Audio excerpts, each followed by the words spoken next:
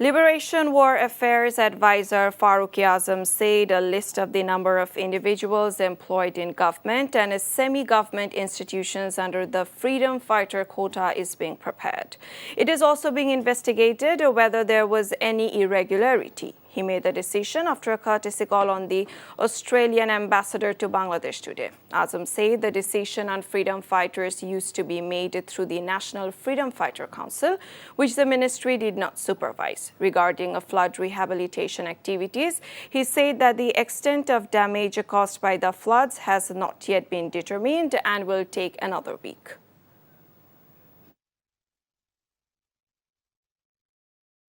মুক্তিযোদ্ধা সন্তানের কোটায় সরকারি এবং আধা সরকারি প্রতিষ্ঠানে কতজনের চাকরি হয়েছে তার একটি তালিকা প্রস্তুত করা হচ্ছে।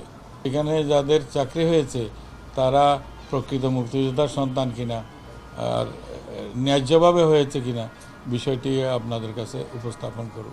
বহুবিধ আইন ওখানে করা মামলা আছে, মোকদ্দমা আছে, প্রায় 3700-র মতো মামলা পেন্ডিং আছে, যেখানে রিট করা আছে। এই মামলাগুলোকেও এখানে অ্যাড্রেস করা হবে। এনজিওর কিস্তি প্রথমবার বিকাশ পেমেন্ট করলেই 20 টাকা ইনস্ট্যান্ট ক্যাশব্যাক।